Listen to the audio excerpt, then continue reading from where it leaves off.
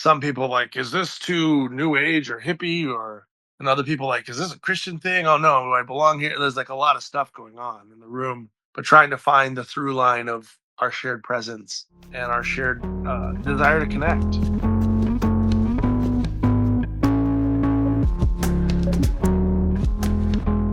Greetings and welcome to the Compromised to Alchemized podcast with me, your host, Dr. Neil Bulchandani. On this podcast, I have the pleasure of interviewing artists, healers, thought leaders, all kinds of people. And I asked them the question, what is your personal legend? It's the term borrowed from The Alchemist, written by Paulo Coelho. What is your story of your life? What is your calling, your destiny, your purpose? What are you put on this planet to do? Those are some of my interpretations of how to view that question.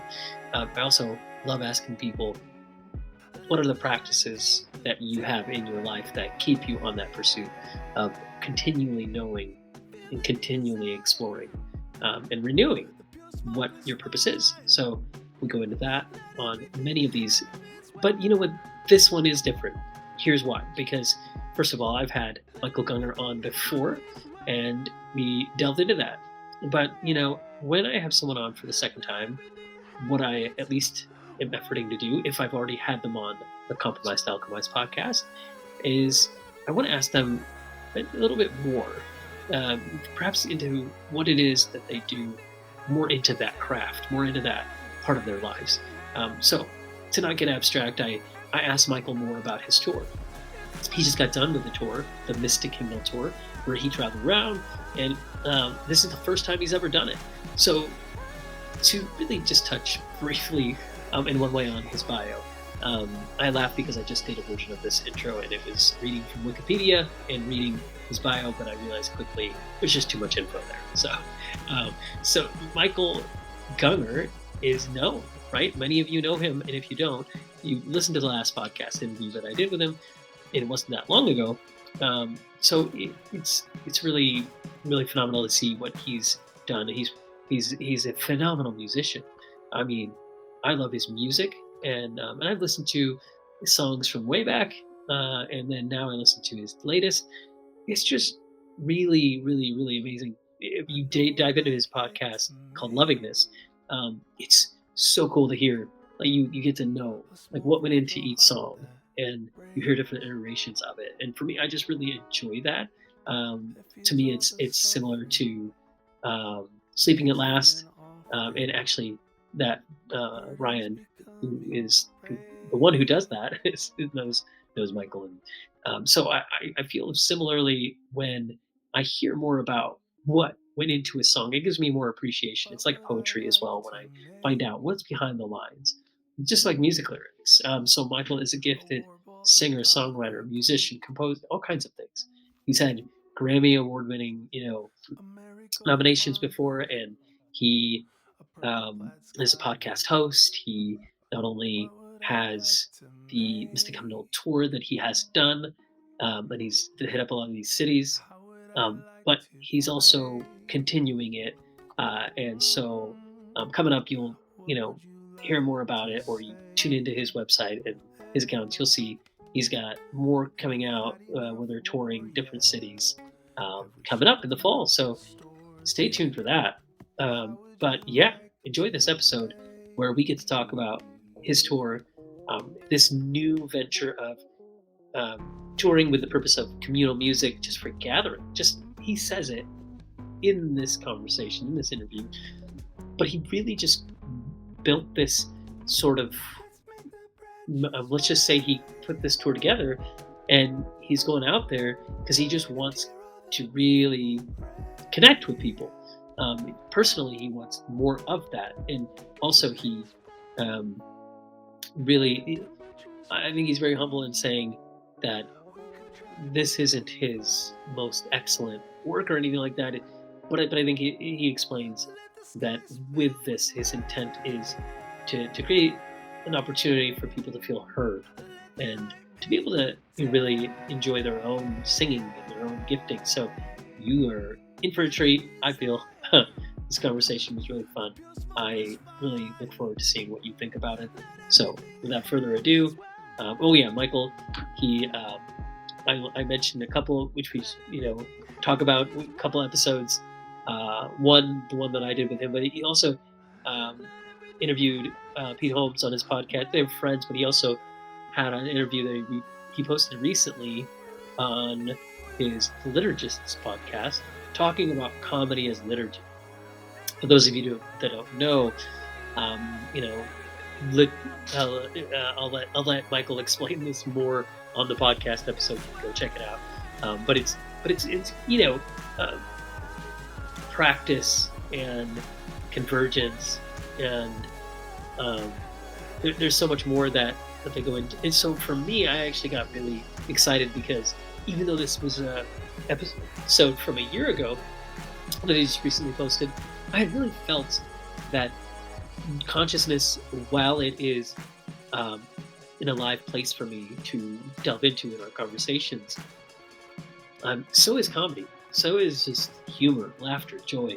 So I really felt, even prior to hearing that I was feeling the direction towards like bringing comedy and sprinkling it in, and just who doesn't want more levity in their lives? Who doesn't want more um, fun? So we delved into that a little bit, talking about stand up, talking about some of the ways that in this conversation we really do talk about how one who is leading something, what goes into that. How do we make it less about performance and more about engagement? So really, this is just about Michael sharing wisdom. So enjoy it. I look forward to hearing what you think, and I'm excited for you to share this with somebody who you know needs it.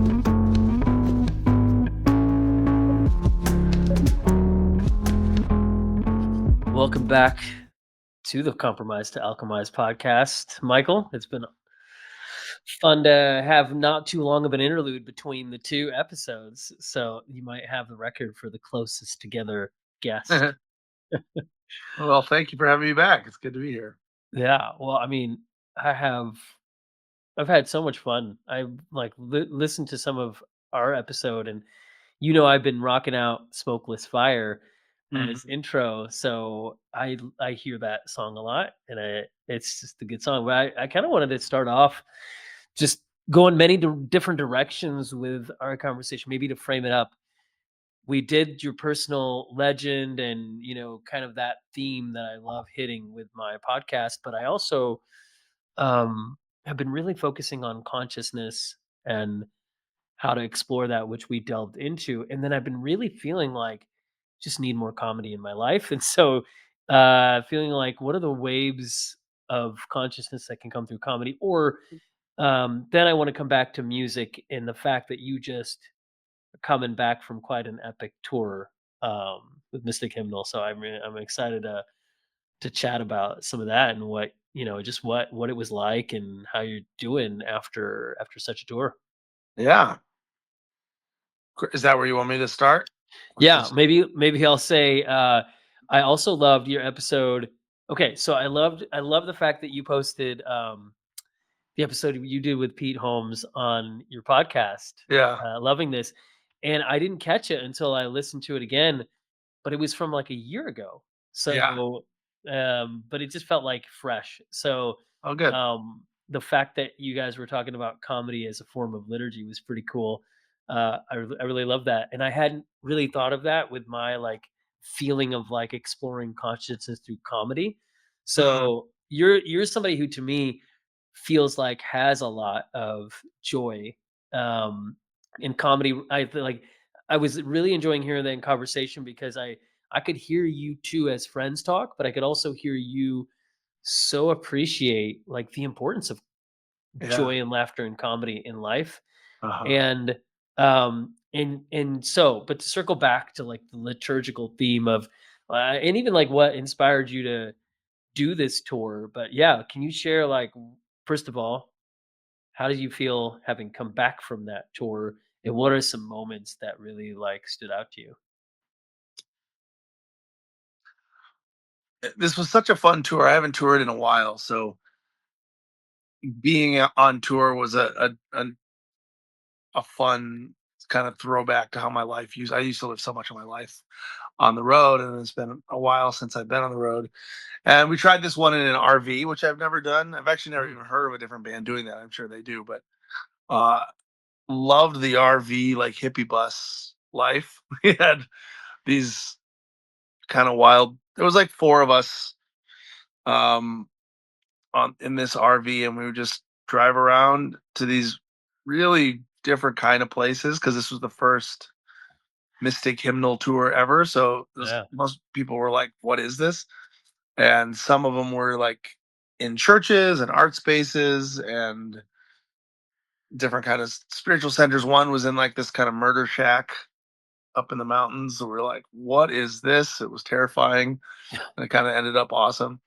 Because it was literally like a shack on the edge of a mountain, but it was like no windows in it, or um, but it was amazing. It was beautiful to. So the idea of Mystic Hymnal, for those who hadn't heard, was uh, it's a group singing project where we were writing songs that were intended to be really easily singable by groups, but also still being musically interesting and unitive and based in love.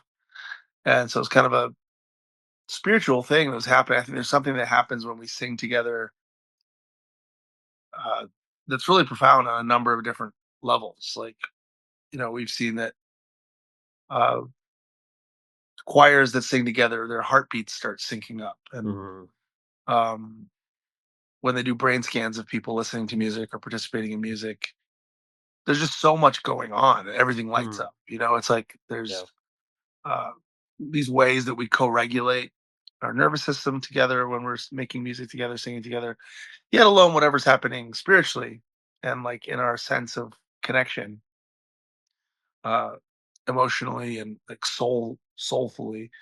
Um, and so every night was these beautiful, profound. We heard so many stories of somebody who hadn't sang in 15 years at all, Well. and he like opened his voice for the first time in 15 years, and it was like really moving for him. And people that had been worship leaders in churches that had left church and hadn't been in any kind of spiritual space for years because it didn't feel safe, but they felt brave enough to come to a space like this where it wasn't based in beliefs.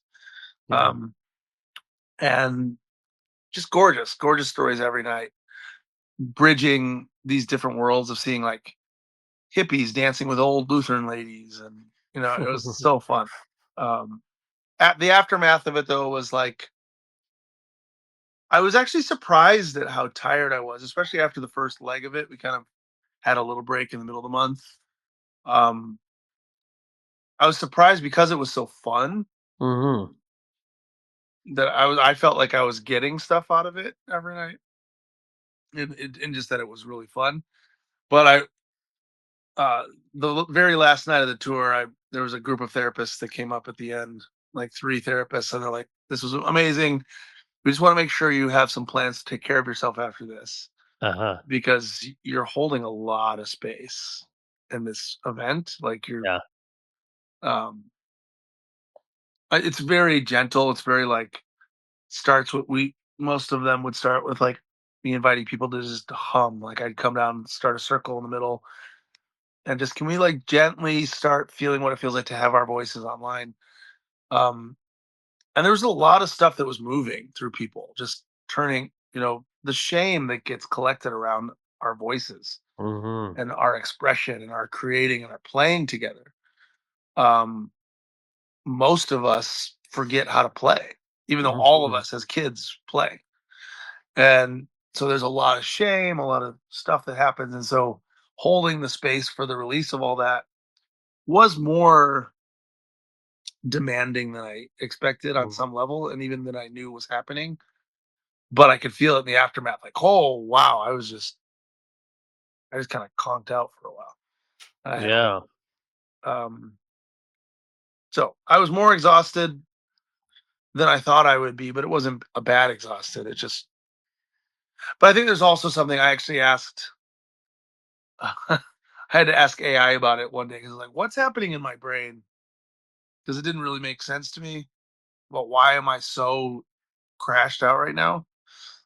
And I do have ADHD, and it was like even that part of just touring life. Because I remember I used to crash a bit after touring, but something about like the peaks and valleys being so immediate, of like immediate feedback.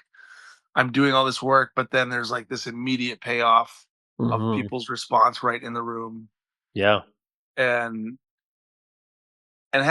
start forming like a rhythm that the ADHD brain actually really likes, of like immediate dopamine. Right. um and then you just pull up the rug out from that, and it's gone when you get home, Yeah. and it's just all gone, and the brain just kind of like grrr, Well, thinking about too, like the way you were holding space and like those therapists coming up to you saying, like, Victor, you got a plan to take care of yourself. But I mean, do you feel like there was more inventing on this for you, or like conducting, composer? Like in one way, you were like tuning into what people felt and like welcoming people into something. And I don't know the dichotomy upon which I'm contrasting it, but like I don't know, like when you've toured before, it was for music and worship. Was that more like that was there and you're such a creator and you produce music and it was like not performance, but you were engaging with people. Whereas was this more like untapped, unlabeled, freed up? uh yeah. So, well, when I was touring, most of my touring was performance. It was like we had our set list and our stuff that we'd rehearsed, Uh-huh. and it had, for a lot of years, it had a whole show that went along with it, Right. which had its own demands, but it Yeah. was kind of like, we're gonna do what we're doing, and you Right. can enjoy it or not. Uh-huh. Yeah. Which on there was still a demand to it, but these mystic hymnals are very much co-creative with the Yeah. audience. Yeah. So like, if the audience was not to a certain place, or if they were staying really locked up in their voices or whatever, I wouldn't move past that. I Right. wouldn't just be like, okay, but now is the next part. So if we needed to, we'll just sit there. So I was They responsive, I guess, to, yeah. it was a lot of listening. There's Yeah. a lot of like, where are we at? Who's really holding space that everybody could feel welcomed and involved and engaged. So it was demanding in a different sort of way Yeah. than performing has Uh-huh. been. We weren't actually musically. It was. I feel like I did the least. Uh-huh. Uh, like, this is the first tour for sure that I've ever not played any guitar solos. Uh-huh. Yeah. There's no. Uh, so musically, I was kind of at a very low rung of my abilities musically, Mhm. but at my max in space holding, like listening and Mm. uh, responding to the room. It's kinda I mean, it may be obvious to some or to you it seems like it's like I'm just appreciating that because it feels like your heart or one of your like yearnings with as I heard you talk about it on like different things, maybe Instagram or wherever it was like your heart like you was like yearning for like just a for a forum for people to feel like they could feel connected Yeah, and so it's almost like you kind of your musical prowess wasn't as on display, but your ability to hold space for people and to braid together people where everybody could feel heard. People could feel heard. So it was more about like a unified field of like interrelatedness than it was for sure performance. I yeah, would guess that it seems like it would take more out of you. Absolutely. yeah, yeah. Which I didn't. I did. I guess I could have thought that, but for some reason, because it felt fun, I just, Yeah. was kind of Yeah. Yeah. surprised at how much it took out of me. Yeah. I know I saw some clips and, I didn't make it out. I was so close. It was like, there was somebody I know was texting you. I'm like, "Oh, I'm gonna be in the Bay Area," but, like, 2 days later, and I couldn't I couldn't finagle my schedule to Yeah, to do it. But anyways, I feel like I was tapped into some of the joy, and I saw Uh, some of your videos, so I was celebrating it. And yeah, so there's both like, oh, I'm still like caught up in like that interplay of like, you know, what you um the word field and fields and empathic fields. That's what was coming up. yeah, That's what was coming up. I mean, it feels like to me like you would have like necessarily opened yourself up to feel more listening for sure. But yeah, you're such a I know from our sessions where you facilitated, with me, some good processing. Like, you think so multidimensionally about what's going on in the room, in people's in the person. So I would imagine, like, was was there a lot alive for you multisensorily during this time of like how you were listening? How were you totally. listening? Yeah, absolutely. And there's a lot of um I don't know. I actually, so after this tour, and as I'm thinking about how does Mystic Hymnal go forward, I really would like to make it less based on the more time that goes with it, like the less and less based on me that it becomes. I would like Mhm. to be able to like train other people to be able to do these, to hold the space of these gatherings. Yeah. Um, but I think a lot of the training is not actually going to be about music as much Mhm, as mhm, what's happening empathically and energetically. mhm. Even just the ability to stand on a stage of some kind, to be amplified and to not need to get anything from that, is a huge that I think is great for, it would be good for a lot of just performers even, Yeah. but especially in this kind of space, because even with the team that we had on, we'd have to have conversations sometimes of just constantly reminding, listen, people that are sitting there with their arms crossed, that's okay. Like it doesn't, so often you see performers, or especially like any kind of like worship leaders or people that are like supposed to be leading other people in an experience that people are participating in. It's so easy to get your ego caught up into like, I'm doing a good job if they're showing me that I'm doing a good job through their body language, they're singing loud enough, if they're dancing and their hands are raised, um and then, or whatever it is, that means I'm doing a good job. And so then it can become really pressured and manipulated. I saw I went to this event a week or two ago that had a guy that was kind of a worship leader guy up at the front, Uh-huh. and it reminded me of stuff I haven't seen in years, but like that, Yeah. every hand up, every, come on, everybody, it was like everybody better do this. Right. It was a demand, it was a command, Uh-huh. and it felt to me like it was attached to his ego.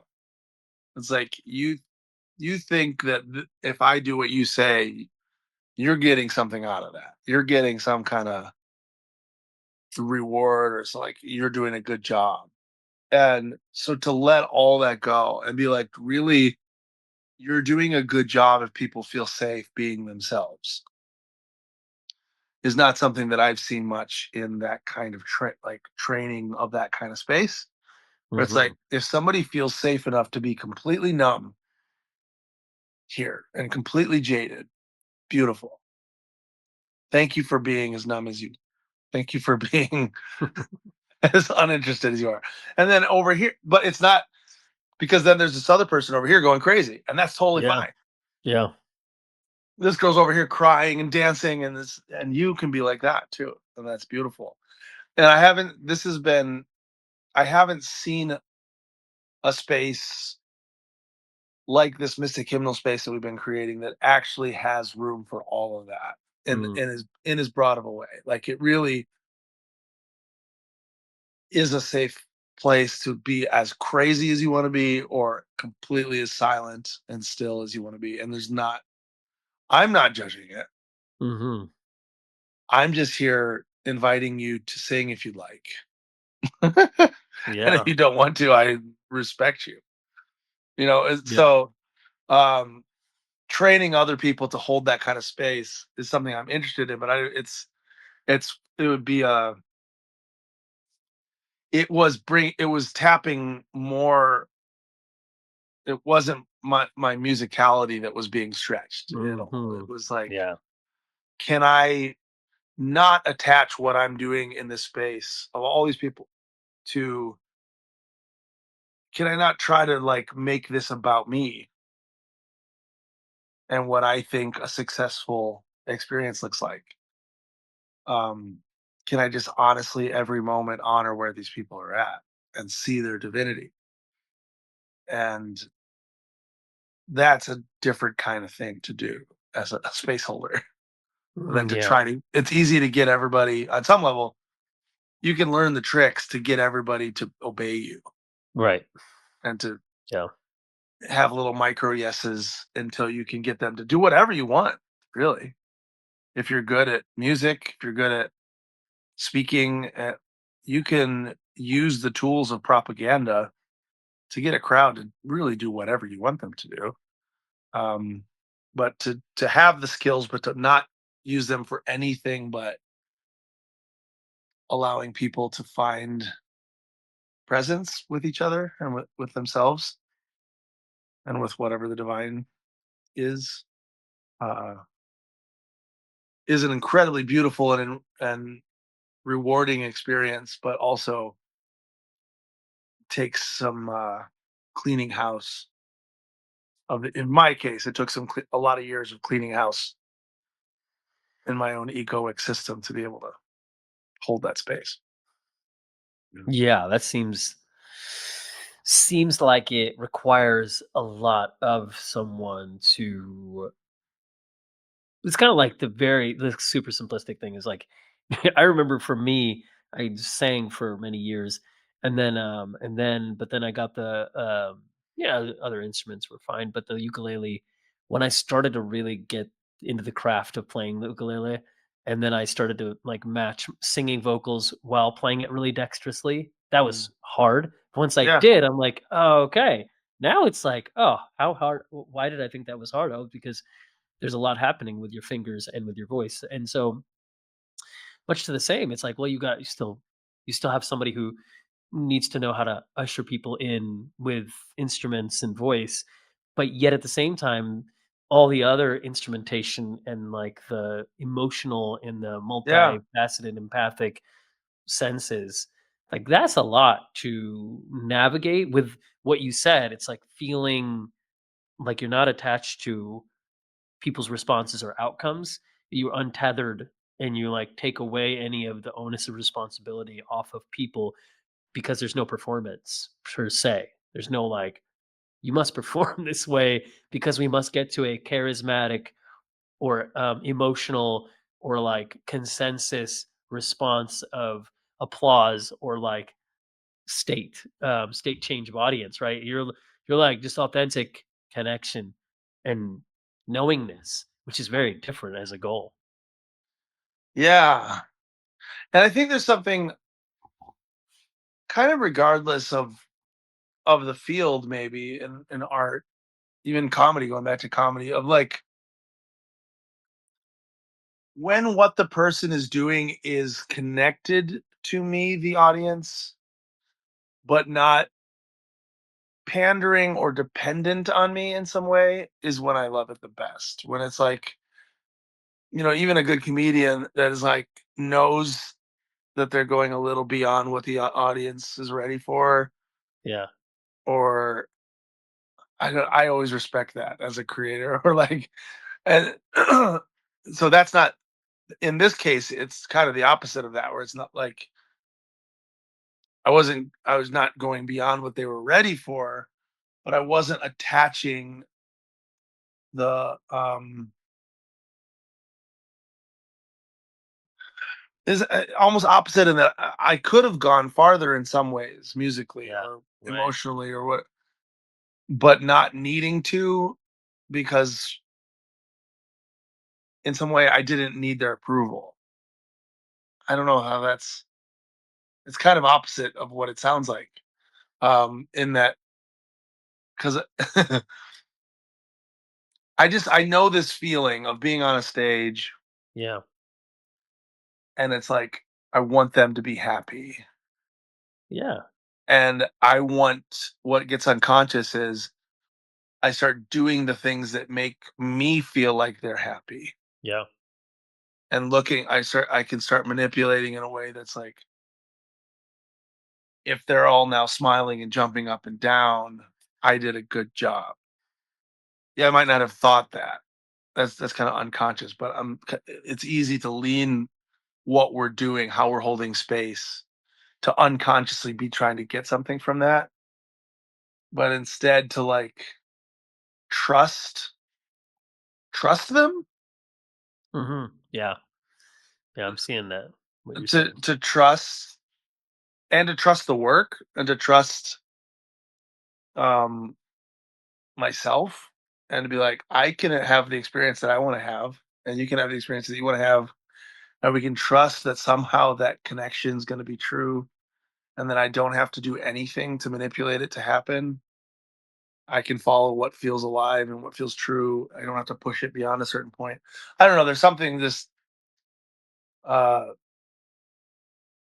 being connected to, but not being reliant on that connection, that kind of feels kind of universal in an art, and like expressing and holding space. Um, that I feel like I'm communicating sloppily, but is fun to No. play with on this side of it, where it's not, because it does feel kind of opposite. Like I'm not. It doesn't feel like what I'm doing is very impressive to me. Um, but it's honest, and it's like, which is impressive. If that makes Mhm. sense. It's like, wow, that was really unimpressive, amazing. Yeah. No, it's good. And it feels that feels like refreshing in a way because I was hearing you explain it. It feels like, you're looking out for people in one way. It's not like you're looking out for them like a it's interesting the paradox of you're looking out for people because you just it's about this authentic feeling and knowing and experience of like, the gathering of sound and hearing. So it's like a parent would like try to make something happen because you want the best for your kids, but you let go, you trust them to be their own people. Yeah, So you let them do what they want because like that's totally. better anyways. Because what kids, I mean, we were talking about my kids earlier, but like they don't want you to do for them. They want to like do with even if they come up with the same idea that you would have come up with them for them. It's them feeling it, knowing it, and they're not performing for you. And you are not manipulating, puppeteering, and organizing. You're like freeing yourself from responsibility, which thereby it's like letting them just be free. And it's like necessarily that means you're not going to create something as cool because it's not about you creating something as cool. It's about the creation, the coming together of that like tapestry in a way that like can only happen in this format if you let it versus you make it. So that Yeah, that is more masterful, I think, in a way of speaking, because your goal is that. Your goal is not to create the most amazing Michael performance because yeah, I think it's important to say here too, people who you just listen to Michael's music, you're gonna like be blown away. Every time I hear your music, I'm like, oh my gosh, this is so good. It is so well done. So oh, you've thank you. come from that. You have a history of Mm. being such a great, musician and composer and all of these things. So for you to say like it's unimpressive because it's honest, it's like, and it is still pretty impressive, Well, thank you. but it's uh, also impressively impressive because you're letting you're letting something happen without attaching yourself to it because it's bigger than that. Hopefully I'm not sounding trite with that phrase, but it's like it's more than that. no, I love that you brought parenting into it. That was like, how you said that was kind of getting closer to the bullseye for what I Mhm. was trying to say. Because um, I remember like one of the biggest parenting challenges that I've found And where I feel like when I do this, I'm actually the best parent is it sounds paradoxical because it's actually when I allow my kids to suffer how they need to suffer. So it sounds crazy, but like all I want to do, all my ego structure wants to do is keep my kids from suffering, Yeah. right? Like I don't want them to suffer. I have compassion for them that, oh, how can I help you not suffer? But there's, especially as they get older, I have a 15-year-old now. I remember this realization at one point. It was like, wow, I'm not going to be able to keep her from suffering and letting her have her own journey with that. Like it, not from a place of complacency, not from a place of disconnection, but from a place of trust, from a place of love. And I'm here. Like, if you want to know at any point in her life, if she wants my advice, I will have it for her. If she wants my presence, I'll have it. Anything that I have resources that I can help her reduce her suffering, it's there. But I can't try to preemptively live her life for her by controlling her decisions in certain ways, by controlling who she is. 'Cause I've seen that happen with so many parents and so many kids where it's like they think they're making decisions that are going to try to make the kid's life better eventually, but what happens is they just create a gulf between them and their kids eventually just rebel and move away from everything that they wanted them to be and do. And I've seen that over and over.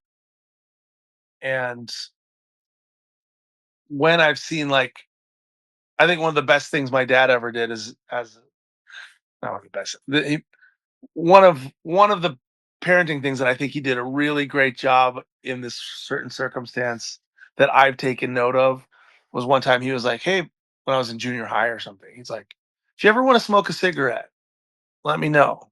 I'll smoke it with you." And I was like, "Gross."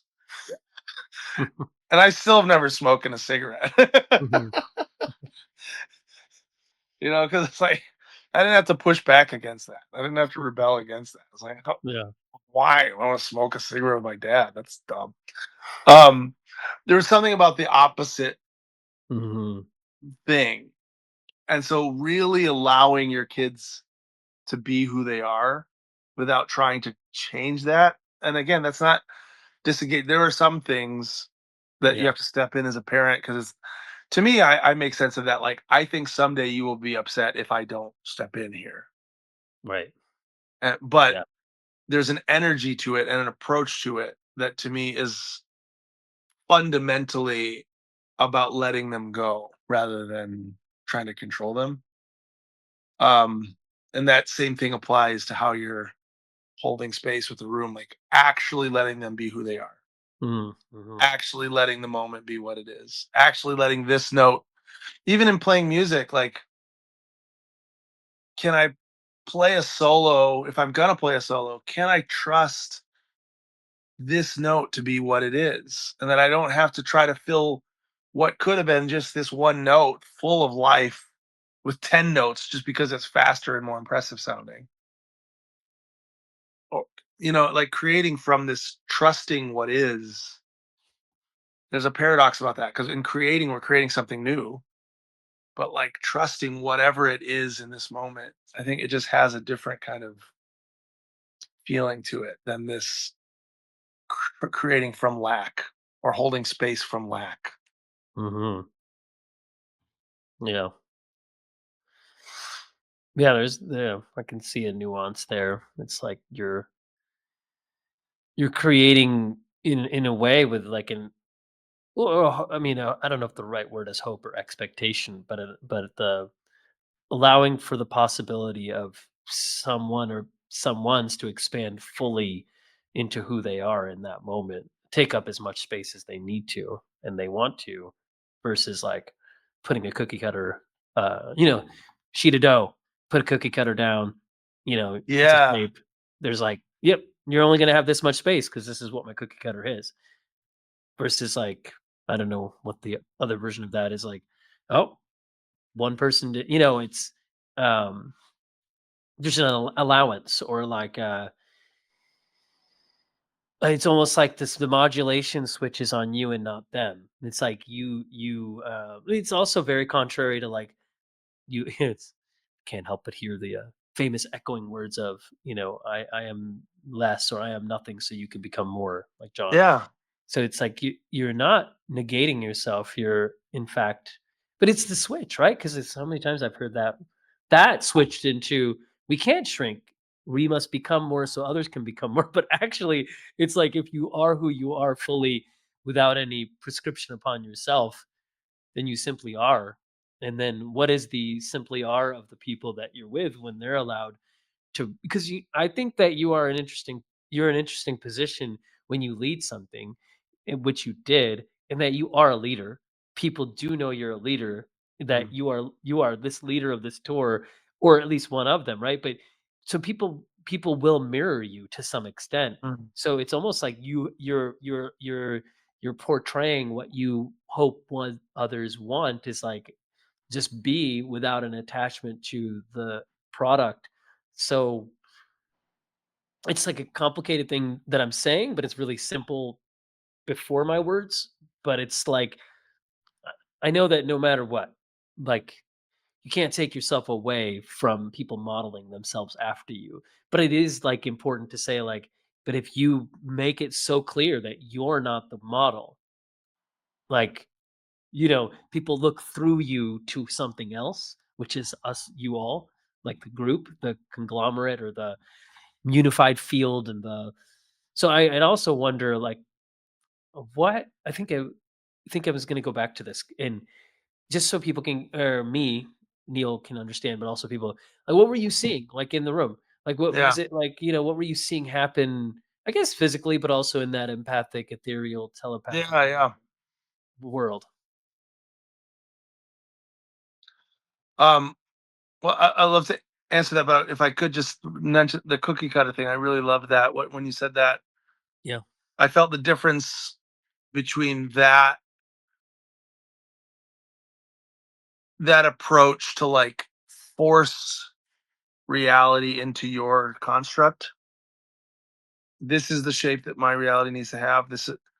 Versus like one art form I always really respect is bonsai, Mm, where like the artist of a bonsai plant is cooperating with what the tree is already. So it's not preset. It's not like this is what a bonsai tree looks like. mhm, It's like this tree.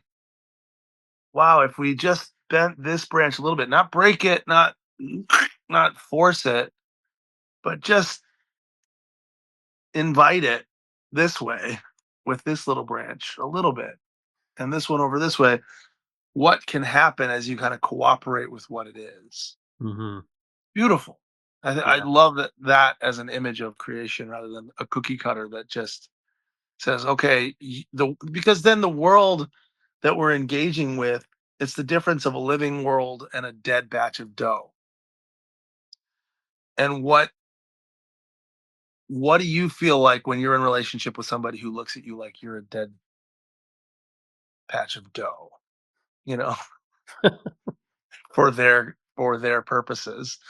We all know what that feels like on one level or another. You know what it feels like when a politician talks to you like you're part of the dough that he's crafting the world to be in his little self-shaped cookie cutter mold, Mhm. or somebody that's selling you a car, or somebody that's whatever, where like you're a resource to them. It feels gross.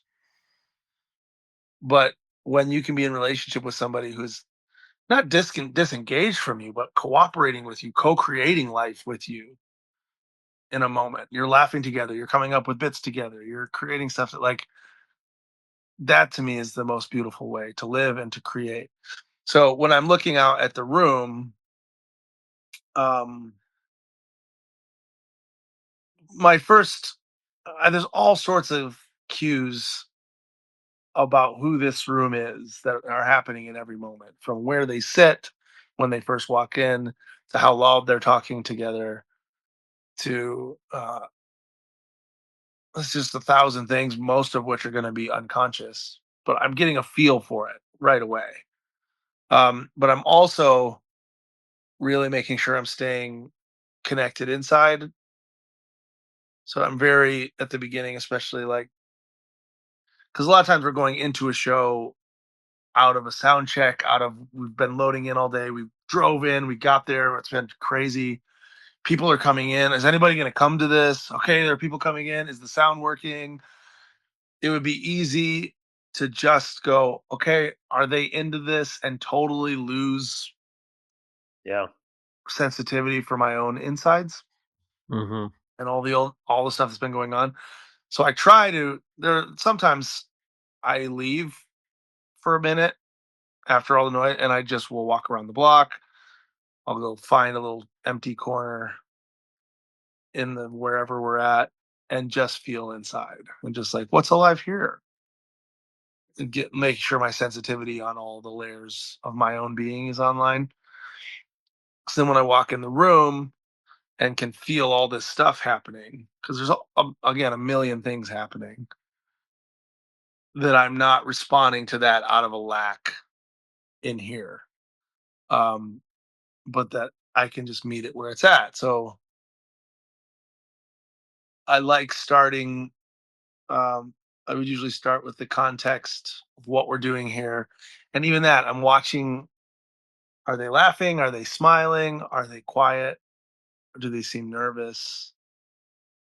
And some places feel overall more nervous. Some places we're ready to roll. Depending on that, it's just like, if I have two daughters, if we were gonna go on a roller coaster and I was like, "You guys ready for this?" And I look at their faces and one of them's going, "Yeah," and the other one's going, I'm not just gonna jump to the one who's going, "Yeah, yeah, yeah," and just ignore the one who's saying no. I'm probably gonna pay more attention to the one who's saying no, actually. Like, okay, do we not need to go on this? Like, so I'm looking for no in the room as well, which is part of why I'm going slower. Mhm. I'm like, ooh, some people are really. So can we start? And I'll depending on what I'm like. Singing together can feel really scary because some people have told you that you don't sing well, and seeing like, yeah. So what if we just, or could you just delete all expectations of how you're supposed to sound for 1 second, just for now, and just feel what it feels like to hum quietly in your own throat for a second, just like the vibration of it. What would it even just feel like to be that brave? To not do it for anybody else, but just for how it feels for you. And then we'll just start with like, oh, and like, can you feel it? And so I'm watching as we start doing these little things. I have little games that we play, different kinds of things sometimes, just to get people making any kind of noise whatsoever. By the end, I actually started enjoying if they were really locked up at the beginning because I started having trust in the technology that we were using. Like, this is going to be fun to watch you guys open up because you're going to open up. Yeah. Yeah. Uh, and to see them kind of flower and open up and to forget about how they sound or stop caring about fitting into a mold or what the note needed to sound like by the end was just so beautiful and rewarding. It's just like watching flowers bloom, It's like Yeah. and yeah, so then just playing with there were some places that like I would notice I didn't need to go so slow. I'd start trying to be slow and they would be there. Everybody's there. It's Mhm. like, oh, Yeah. Yeah. okay, well let's push this a little harder then. Where are some Yeah. edges? Maybe we can bring some play into this that might be a little weird for you now. And we'd play little games. One couple places I had them just like speak. At one point, I had the two people doing different things. They were walking around doing antlers, speaking gibberish to each other because that room was like ready. They were Yeah. like, let's what? But I was like, have we? How playful can this be? Can we be completely spiritual, meaning present, remembering that we're all one, remembering that this is all in God, and still be playful, or does it have to be serious? Um, so it was responsive in that way to like whatever was happening. But what I'm seeing is all the different emotions, all the different energies, all the different so many some people like, is this too new age or hippie or and other people like, is this a Christian thing? Oh no, do I belong here? There's like a lot of stuff going on in the room, but trying to find the through line of our shared presence and our shared desire to connect and to be present. Mm, yeah, that was it was bringing me to a few places, like just hearing you articulate like that kind of, you know, feeling it out and feeling like, well, yeah, you gotta look for the nose, and then yeah, like the confidence of like getting to that place where you're like almost excited because you know what's gonna unlock. Um, Mhm. yeah, it was reminding me. I taught intuitive movement, a created practice, a system of flow, and I taught it in like the states, and then I taught it in a few different countries, almost 10 years ago, and I found like, yeah, there was like in the U.S. there was a place where people were just they went deep, and then I was like went to Singapore, and everybody was so nervous about being free, Yeah, having space because they're all it's a tall island, but it's very small. So they were not used to having space. So when I had them spread out, 60 people spread out in a huge building, they were so nervous. They wanted to be closer together. So it was interesting because interesting. I'm like, oh, we got to really go to the basics of like tuning into what they feel so they can feel free to feel what they feel in their emotions and their bodies to get them it, whereas in Washington state they were like deep in we were they were like whatever you said I remember feeling a moment intuitively where the head bobble. Do you know about the head bobble? I know Indian it in heritage. India. I don't know if Yeah, they do it in Singapore. Yeah, India. This is about India. So this wasn't India. Okay. in Washington state I was leading this group, and it was like 100 people in intuitive movement, and all of a sudden I was struck by the inspiration. They were so flowing with everything, and I was talking about intuition and how you trust your intuition so that you can move intuitively, and I all of a sudden realized something in me that I knew was instructive for everybody, and I said, in my Indian heritage we have the head bobble, Mhm. and that was birthed out of Indians, against the colonial, the England. They were often, if they were if somebody, if they were approached to the Indians, that were residents were approached with a question, and it was about persecution. The way out of that was you don't say no, you don't say yes, because either way Um, incriminates you. You go like this, like I don't know. really? That was where that birthed out of. Wow. So I noticed in me I was feeling uncertainty, and I said, "Oh." I noticed that in Really? myself, I was feeling like in life I've done the head bobble emotionally with, so I said, "Ooh, so I'm gonna release this, repent for this." And I wanna welcome everybody in the room to do that with me if you feel, because if we are not sure in a moment of whether our hand wants to move left or right, you might be several steps away from the most ecstatic movement you've ever been in your life. And everybody was like all in. Whereas in Singapore, it was like nervousness about being close to one another.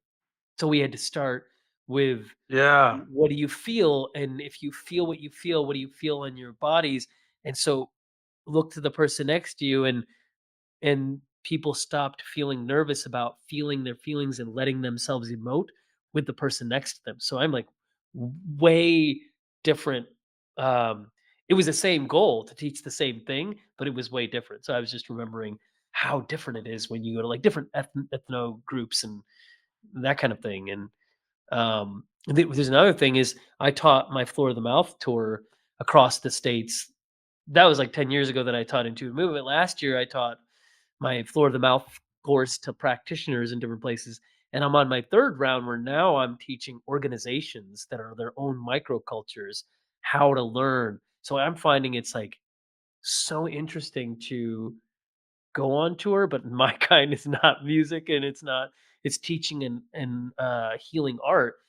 And to see, I really got to teach these different groups way differently because the goal is the same in one way of I have the thing that I feel like they can arrive at, but everybody's so different. So and was reflecting on some of that as you were talking about how different it is when when you know when you're tuning in and when you're efforting to do that, it's going to become way different than this rote thing that you're performing everywhere that's like unchanging.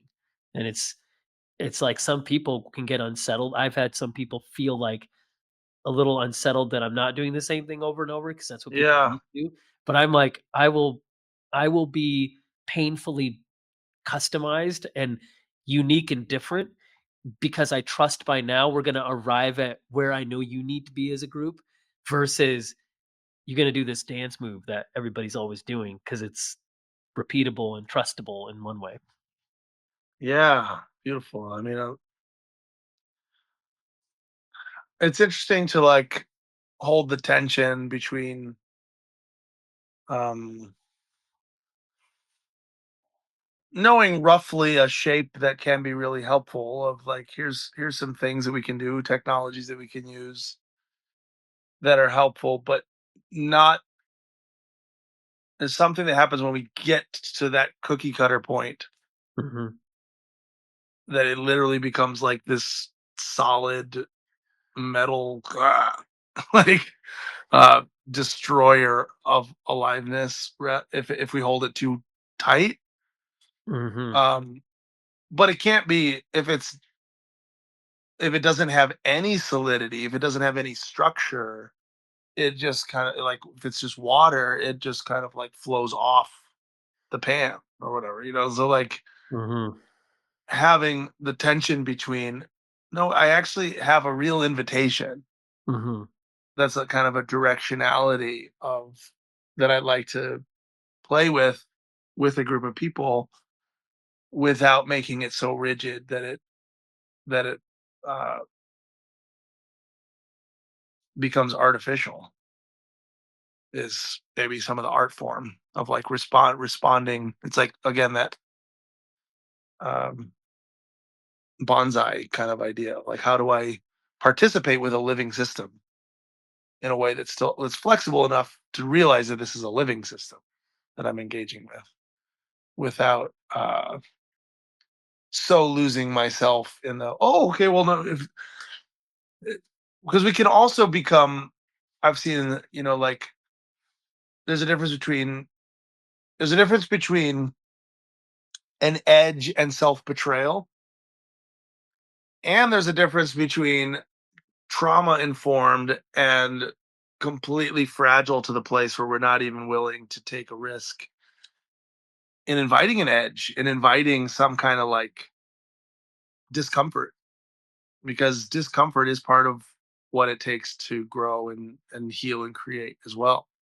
So not being afraid of discomfort on one side and not being so abstract and disconnected from the living system on the other side, like somewhere in the middle of like, okay, let's be uncomfortable together. Is it seems mm, to be where the sweet spot is. mhm. Where, I know I saw somewhere I don't wanna leave that, but I just keep thinking of the fall and how you're thinking about doing some more is that Uh-huh. are you heading out in the fall for another kind of round of Yeah, I think we'd like to do another round of them. We haven't scheduled too many of them yet. We need to soon though. I know we're already in the summer now, so Yeah, um we have a handful of requests that have come in. I might do another post to say like, cool. yeah, we want to do another round of these in the fall. Yeah, I saw that. Are you I know there was, like, Pacific Northwest, Uh-huh. mid country, like, in the Midwest, and then the East Coast. Is that kinda Yeah. Yeah. okay, okay. Yeah, interesting. Uh, I'm planning to go to either Portland or Vancouver, British Oh, cool. Columbia, or Okay, great. both to train up organizations, and then there's also I'm going to New York, Manhattan, and Long Island in August. Indianapolis, it's almost fun. Like My fall is kind of resembling yours, so maybe Oh. Oh, I wow. will crazily be at an event in some other state Oh, fun. if Okay. it matches up. That'd be I fun. could see that working, yeah. That'd be crazy. So let me know if you're gonna. I'll stay tuned, but let me know if you're gonna be in Manhattan in or New York at all. Yeah, I'm So gonna be in New York end of September. I think maybe like the 28th or something is kind of on the books, somewhere in very there, cool. or Very cool. 20th or something. Do you Yeah. know any other ones to call out so people can know about these ahead of the curve? I haven't released any of them, but I know there's Okay. another at least like East Coast one around there. I'm gonna be in Austin also at the end of Mm, September. I okay. think in November we're gonna be doing a Florida run, Ooh. Okay. and Just then maybe I'll be there. Pacific Northwest. I don't have the dates yet, but it's gonna happen. We have a few things we want to do there sometime this fall. So Yeah, yeah. yeah, Loosely. Yeah, nobody's holding you loosely. to it here. Yeah. So maybe by the time people hear this, there'll actually be dates on the website. But Well, speaking of that, happy Father's Day. We were talking about parenting and kids, and happy Father's Day thank and you. You too. summer solstice. It was just Yeah. yesterday. Yeah. I oh my gosh, I had so many thoughts as you were sharing, specifically about like the ensemble, I'm just thinking of all these things from improv to being part of almost like a Saturday Night Live, to be part of like with you, it's like so much of what you do is and you're doing is like it's like it's so much about a group and a medley and c- and even hearing a lot of like the really amazing parts of your loving this in the making of the album. And I know your move Mystic Hymnal is totally something different than that. And um so but I it's like there's a thing where there's a performer, and I feel very much not this, because when I'm doing my events and I'm training organizations, I'm like, he's so I am doing something, but it's so relying on other people, their emotions, their natures, their so versus like I guess that's a similar thing. I'm just thinking of a stand-up comedian. Like, you have you have this delivery, um, and it's like no matter what, you're gonna do that. And you're gonna do that, and some people have more crowd work. You have to rely Hmm. on that. Some people have your pure, you know, uh, pure what you're sharing, and it's mostly done, and it's just crafted. Yeah. So even within that, that's a spectrum.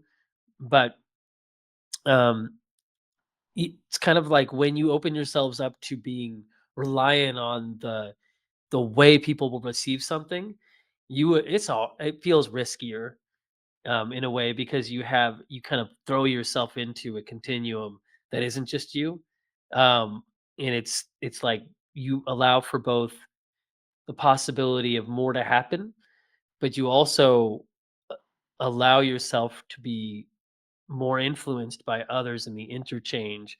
So, do you feel like when you were compare what you're doing now with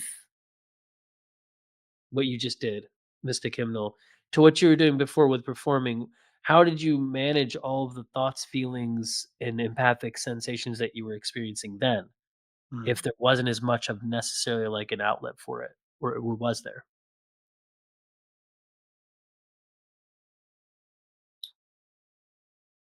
What I'm trying to do more and more is to be more honest about what I want. Mhm. I think that's something that is kind of ignored, it becomes so unconscious that we're not even willing to tell ourselves what we really want, that and we start trying to resource what we think we want, which is hardly ever what we really want. What we think we want is usually like a means to what we really want that we're not willing to really say. So I think we find this happening in all sorts of ways. Like, if I tell myself that what I really want is to be in shape, but all I'm ever doing is sitting at home on the couch snacking and never going to the gym, never doing anything. At some point, am I going to realize like maybe that's not actually what I want to be in shape? Maybe I want to be comfortable, or maybe I want to be, uh, maybe I'm trying to think that I want to be in shape because I think that would get me to a place where people like me better and that would make me more comfortable. But I'm actually finding ways of just going right to what I want better Mhm. than doing that, which is just by sitting at home and snacking. I feel more comfortable. Um, so when we're not honest with ourselves about what we really are wanting with what we're doing with our lives, our whole systems are actually oriented and aimed towards what we really want. So actually, when we start being honest about what we really want, the more honest we can just cut out a lot of the bullshit that's lying to ourselves. So um there was something about what I used to want, what I thought that I wanted in some of the ways that I did my music early on was like, you know, early in my Christian journey was like, I want to be uh, in service of the glory of God, for God to, you know, be seen and known by others. What I maybe didn't notice in that at times was where I wanted to be seen and known. That was what I consciously would have thought. That's why I was doing worship music in my early career. It was like, because this is not about me, this is about God. But not seeing the parts of me and the aspects of me that did want to be seen and known and loved meant that I was going to probably resource that need in unconscious ways. Um, which means there were things that I would have done that would have bent the night or whatever I was doing Mhm. towards trying to get some of those needs met Yeah. that I didn't even realize I was doing it. So the more direct that I can be like, okay, why what do I want? What I want right now is to feel less alone. Um, like I can interact with screens all day, talk to people all day, consume content all day. But there's something about on a human there's something in me that's a bit starving for like true authentic human connection with that's not just based in like it's not that I don't have people around me that I feel connected to and love, but there's something about just me being part of the human family at this point that I feel so disconnected from with the way that we do it. That even when humans are in the same room, so much of it feels like fake to me about what we talk about, how we talk about, how we share space with most of society feels so shallow to me at this point. So like, how's the weather? How's your kid? And it's just like these like so there's something in me that wants connection that's deeper than that. Mhm. And when I'm honest about that, I know that that's not going to happen if I make something artificial again. So if I create some musical environment that's like maybe really emotionally engaging, um, but that it just kind of transcends the normal experience so much that people kind of play the role of like the lights are shining and they're like, "Oh my god, Michael, you're amazing!" And they come up after me and they go, "Michael, you're amazing. That was so cool." And I'm like, "Yeah, let me sign your book for you." There's something that's still not authentically happening. That I'm not getting what I want on some level from that. There's something that I might be being worshipped, or I might be being, but is I notice that's not being worshipped in that way is not actually what I really want the most anymore. Um, to actually have awareness, meeting awareness from my eyes to those eyes, and to feel love both ways happening, to feel shared presence. That's actually quite rewarding for me. So if I can create an environment that is the most facilitating of that to happen, where people are actually grounded in their own bodies still and not projecting themselves onto me being this, and I know that's still going to happen no matter what. There's always people who'll be projecting, and but I'm going to build the thing differently if I know that my ideal situation is shared presence.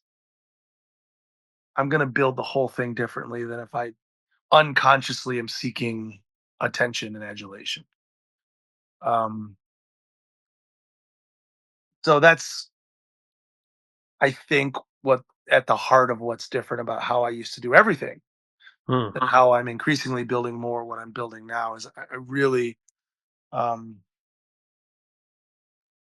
what I'm really passionate about right now is building more space for authentic shared presence and love. Yeah. Well, it's really yeah, feel that. So I feel like you're glad you went that direction with my question. We know my questions right from the first one. You jokingly said like, "Yeah, how are you made up that whole thing to get to that question?" Yeah, I don't remember what that question was, but I I don't remember even having know. a good laugh at it. It was It funny was really twice, and then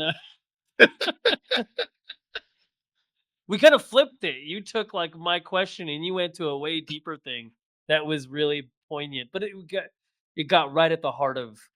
I was talking about empathic abilities and sensations, and you went into what do I really want? And I'm like, oh, that's way better because what better way to experience life is what do I want versus what are all these magic tricks that it wasn't what I was asking. I wasn't asking for what are your magic tricks, Michael, but I was more like paint up the sensory storm of wonder and beauty that's swirling around in your head so we can all see the way that you see a room of yeah.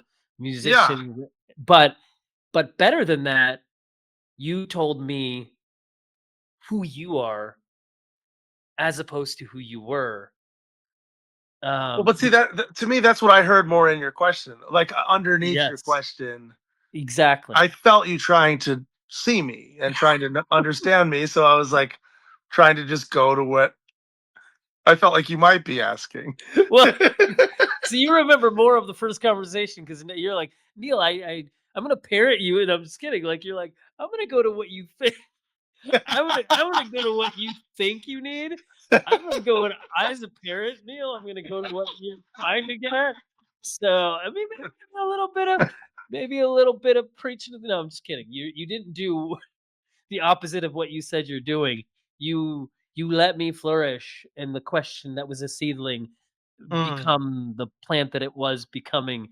Because the goal was to see you in the story of like where to know you more and to get you more but which I did so it mm, was yeah it was really powerful to see like you're but it was a lesson for me too. I think though that's what I got out of it. It's like yeah you could you're building what you want and what you see you want out of life and you're building that versus an experience or a project or a masterpiece. It's is that it? Is that kind of kind of. Yeah, it's like, well, or tell me what I'm thinking again.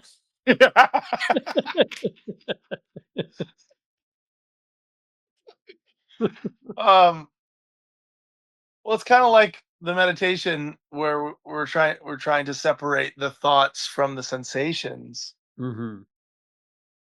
when because they can come together. So like note when what I notice when I'm seeing what I want is that what I actually see changes. Right.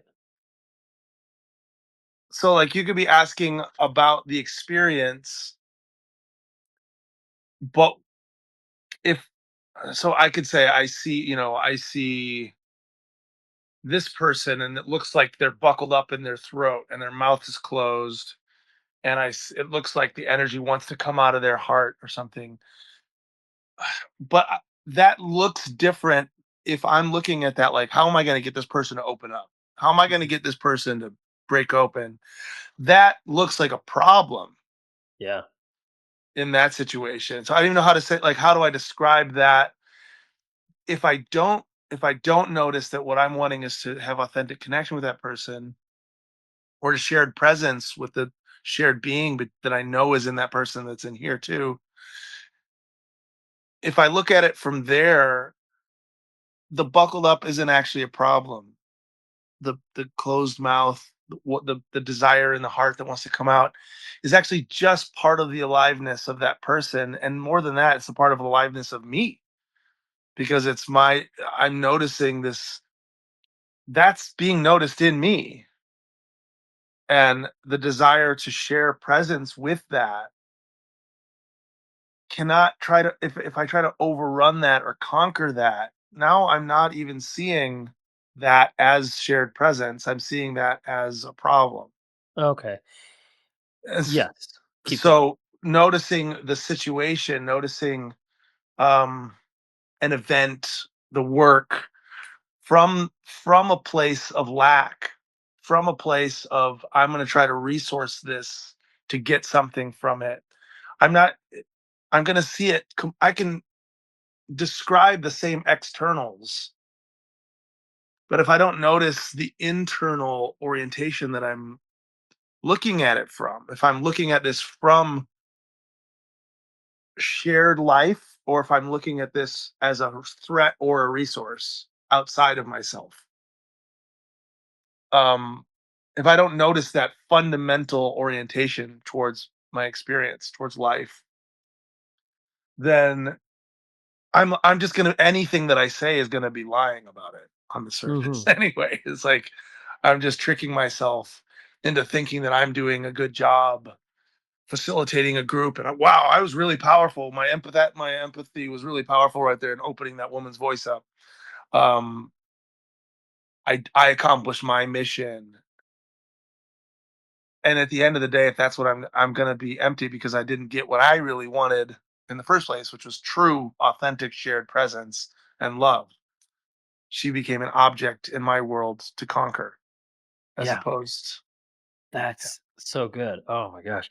I just feel like you opened up that whole world of like, like everybody listening, this was like these layers you just dissected in the anatomy of who we are as people and beings on this planet is like there's so many things that you kind of went through and looked through and identified there. So for me, it was really powerfully beautiful and articulate. And it was really helpful to then go back to what you said earlier and put these 2 together and have this all be a very, um,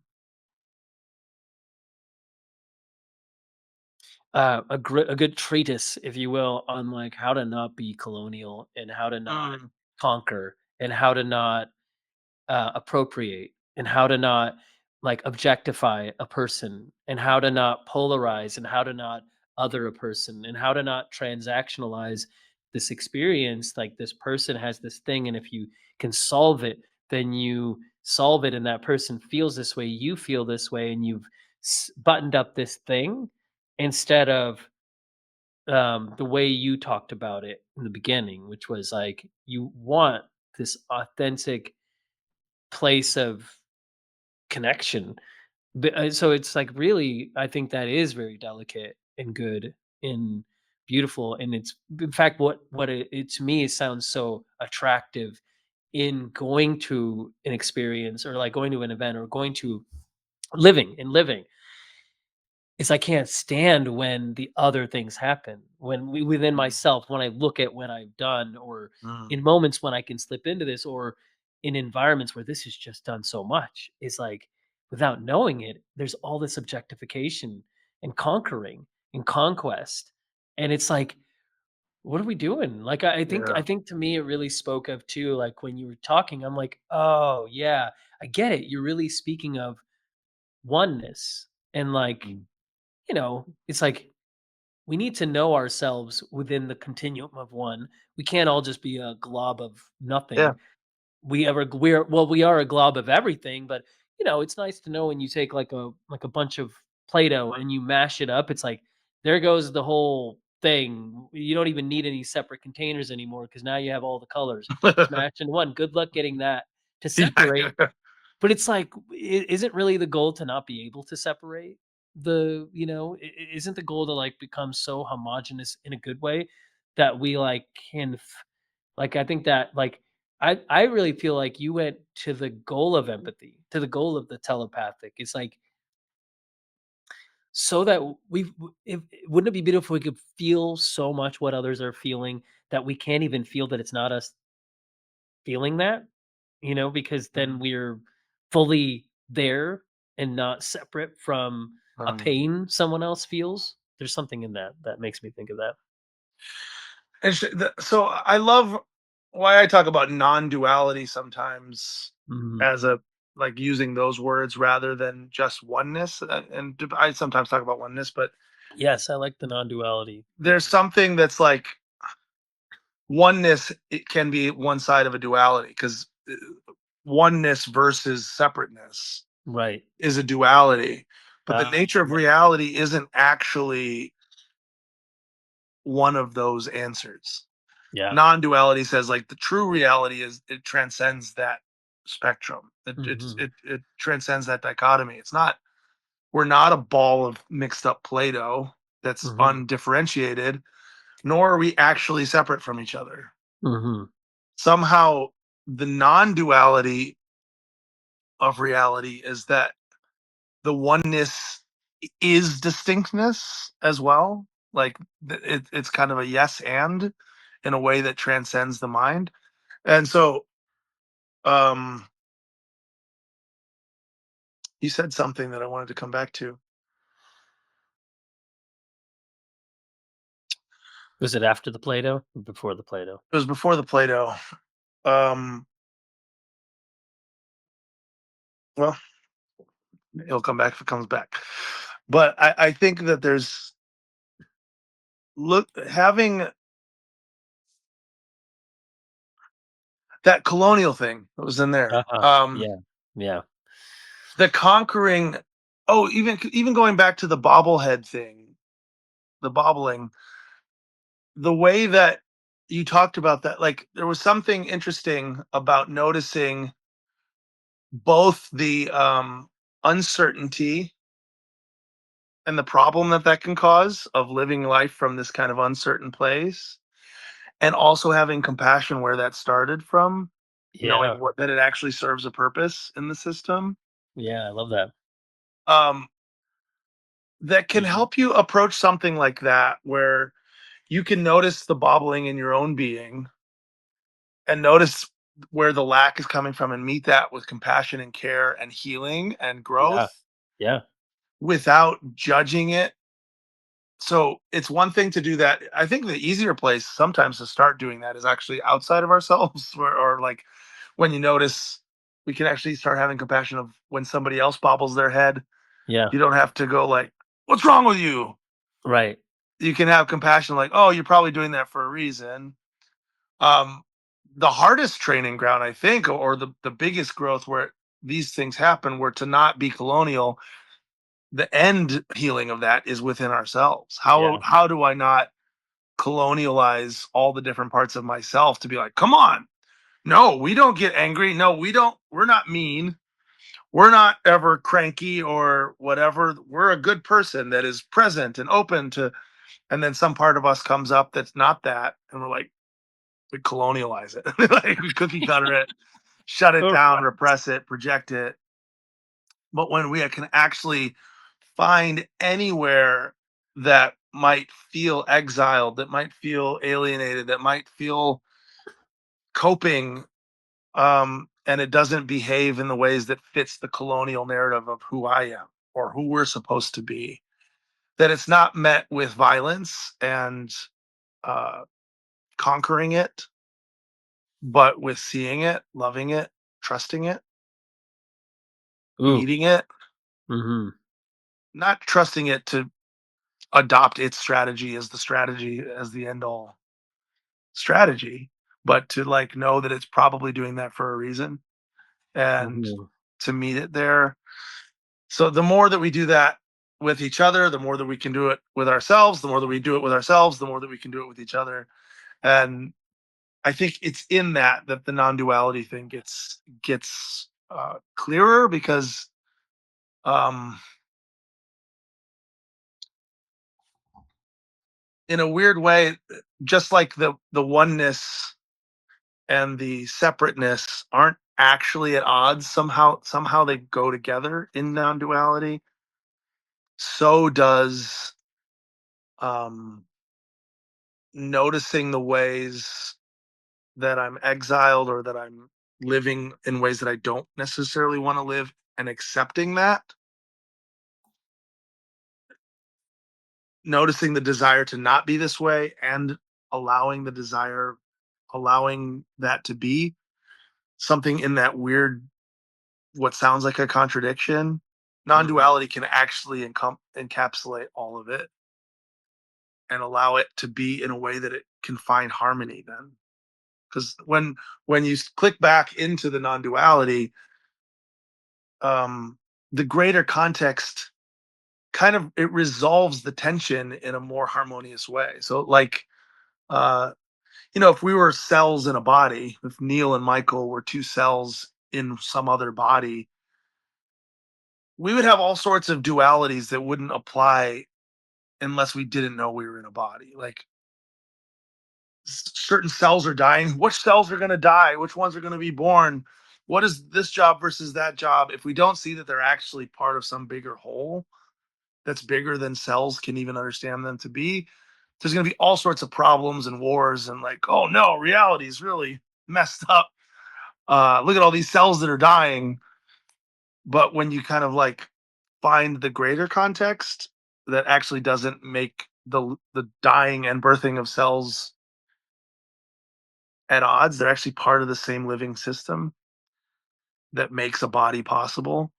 Um, it gives each side of the polarity a beauty and a reason to exist Yeah. in a way that we don't have to understand and force into the mind, like the separateness, the distinctness of Neil versus Michael versus the oneness. Those aren't necessarily something we have to force into understanding as much as we can like notice that both of those things are somehow true or real, that there's distinctness and union.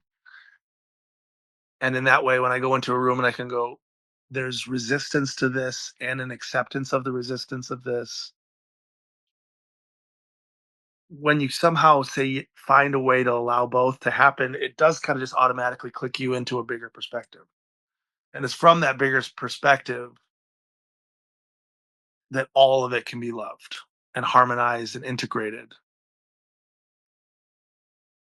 Hmm. Wow. Cool. Inner space, 2 cells. This Yeah. brought me on that journey, that old movie. Yeah, it was just like that was yeah, wow. It's like a yeah, very beautiful. When you said non-dual and then thinking about it was a really good point. I really love that, looking at it from that way, and then when you further explained how, like not warring or attacking or like colonializing or smashing and all those things. I was like, oh, a play on words is non-dual, Mm. duel. It's like Oh, it's a non-dual reality as well as a non-dual reality. Um, it also, I was thinking too, yeah, when I remember when the kind of that moment happened, that training or whatever, and when I felt the sudden awareness of my heritage and the bauble and the uncertainty, it was also in that moment after that that I began to appreciate more of the survival mechanism that was, yeah, and also the inventiveness, the wittiness. So totally. whereas before I would see someone do that and I would be like, they just don't know what they want. They're Right. just so uncertain, or they're so like laissez-faire, and can they not like have confidence to, ooh, that's guile.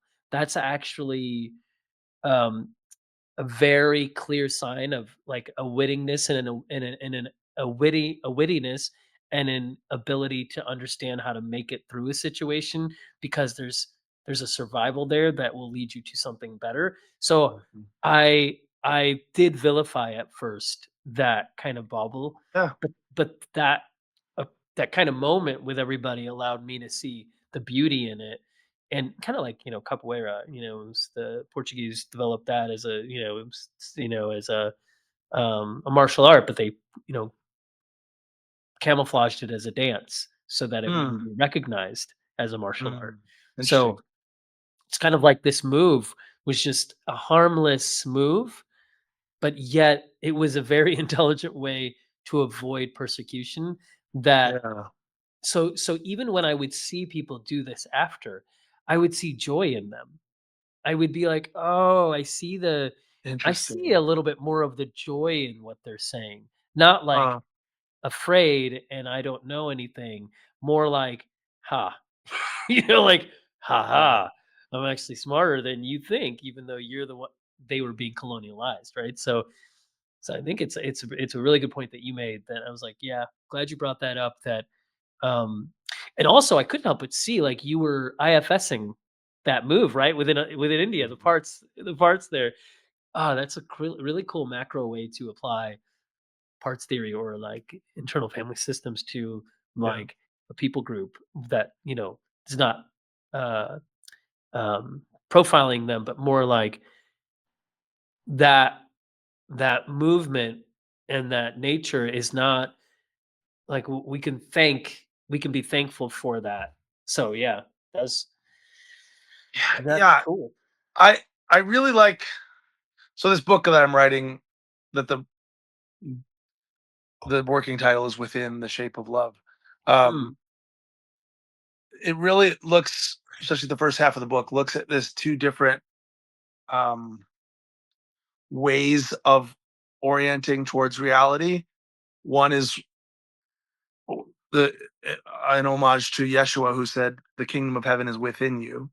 mhm, And then the opposite that I'm using in the book is not so much outside, but without, within or without. It's from this place of lack, from this place of resourcing out what you feel like being outside of you to try to fix what's inside of you. And that's sort of the whole vantage point of the ego. But that it's so shape shifting because you can see, let's take the bobbling head.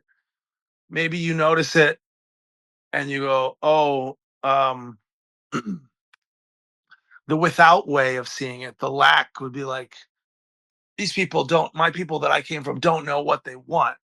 And you go, that's looking at it from without. But then maybe some integration and healing comes in. You go, oh, you understand the context a little bit more. Wow, that's actually um, really beautiful. And then something, forgiveness happens, but that without energy can actually just go somewhere else, to go like, uh,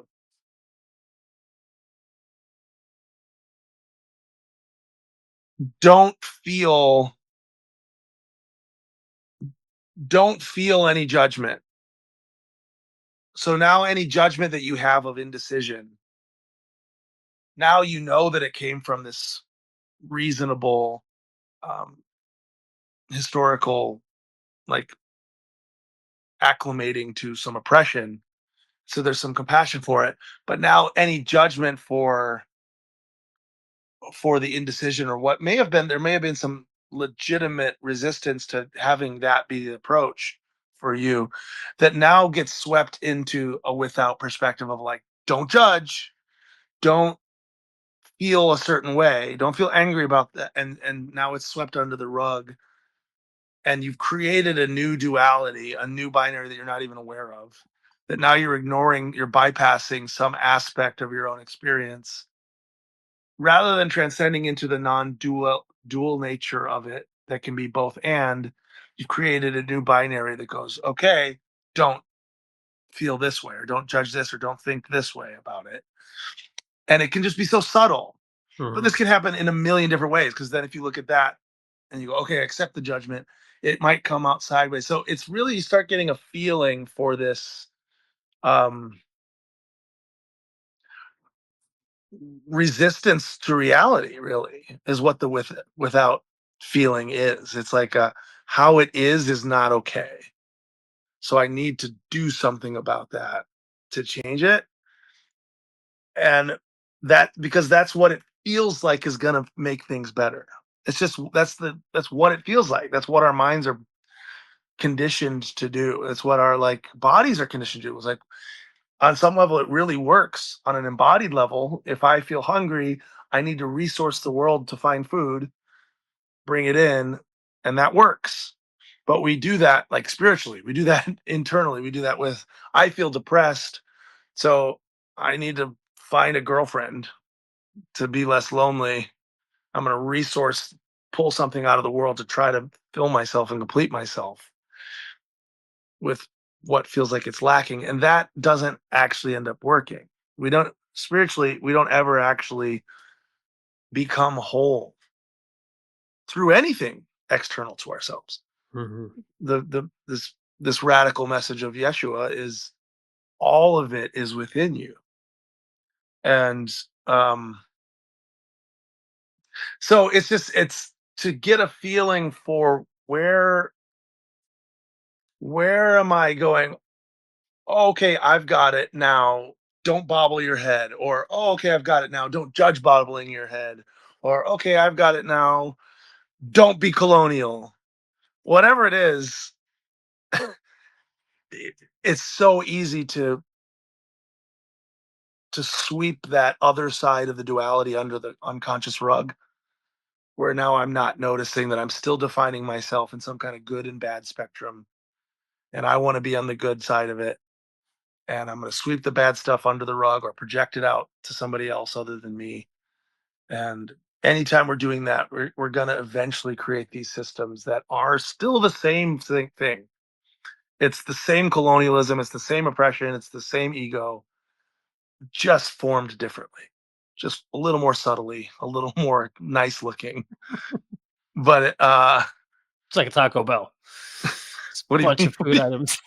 So you never eating else. You like Taco Bell is like all the food there is the same. It's just different forms. Like the Crunch Wrap Supreme is like the I don't know the hard shell with the soft shell on it, and it's like nachos and tacos. It's all the Yeah, same, just different forms. it's just brown Cornish stuff. Right. Sauce and cheese and lettuce and all This combined. episode brought to you by Taco Bell. That's yeah. You had two really good book titles as like maybe your second and third one is creating another binary and sweeping it under the unconscious rug. I'm like those are good. Those are like fables, like kids stories that I think maybe you could make. Mm. Yeah. Well. Oh, beautiful. Well, I It's feel all like Taco Bell's a good book title too. yeah. That's I took away from the splendor of your words by saying that, so I am sorry because that You did not. You added. I was like, was can I borrow that for the book? Actually,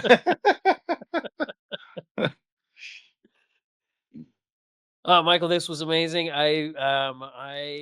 Well, there's so much more to unfold, or we could, but I'm coming up to a time where I have somebody coming in soon, and you've been gracious with your time, and I don't think there's really any clean way to end this conversation because it feels like it just keeps. There's just so much more we can expand upon. But is there any way you would like to summarily conclude kind of sentiments on the Mystic Hymnal Tour or Non-Duality or the Bobblehead or Taco Bell? How would you like to, yeah, yeah. provoke people?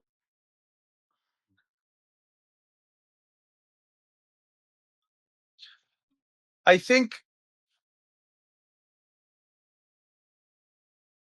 finding ways to lean into trusting what is, and however that's showing up is how your system will start to trust that orientation more. So seeing it like when I say the two orientations, it's almost like ones and zeros in a binary code where there's like really it's an off and an on, it's a clenched and an open. The more that you can find that open way of trusting what doesn't um and by that I don't mean trusting abstract stories or trusting um even trusting people is not quite the way of saying it to me. It's like trusting life, trusting the aliveness that comes through people, trusting the aliveness that comes through a feeling that you have, that comes through your perceptions, that comes through your fear, that comes through um, anything. What you start having a relationship with aliveness, with intuition, with wisdom, however you want to discuss that starts transcending your rational mind, that starts transcending your conditioning, and it's always scary to lean into that rather than what the mind, the ego, the without, the lack screams at you. But finding little ways in safe containers or in really in any way to find ways of trusting. Okay, maybe I don't have to push away anger today, but I can find a way to feel it without hurting anybody, to trust the aliveness of it, to trust the aliveness of my fear, to trust the aliveness of my constriction, of my numbness, of my jadedness. What's alive, and to trust that um, opens up into pastures that you would never expect.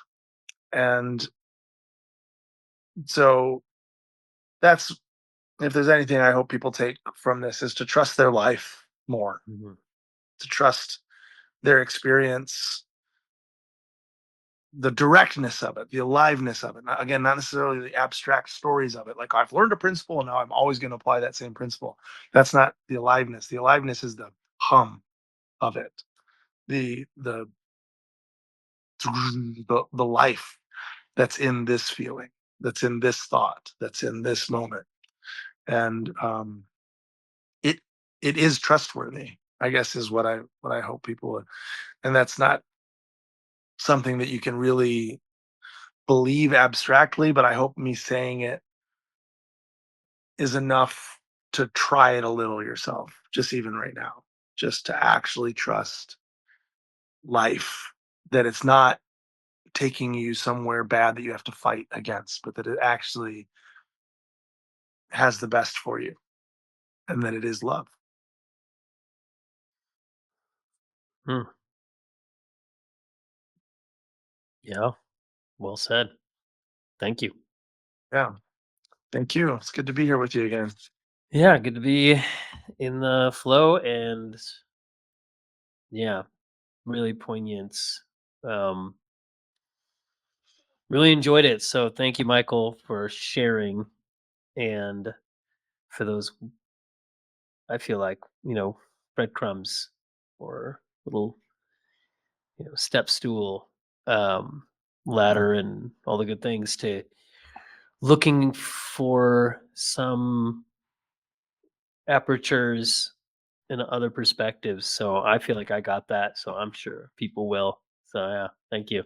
Beautiful. Thank you. Okay, well, you know what to do, all of you out there. If you haven't shared this with 34 people, do it. And 35, 36, keep doing it. I want to see some real.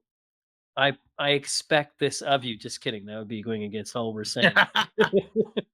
This is open-handed. So, thanks, Michael, for your time, for being on the Compromise to Alchemize podcast again. I look forward to another time.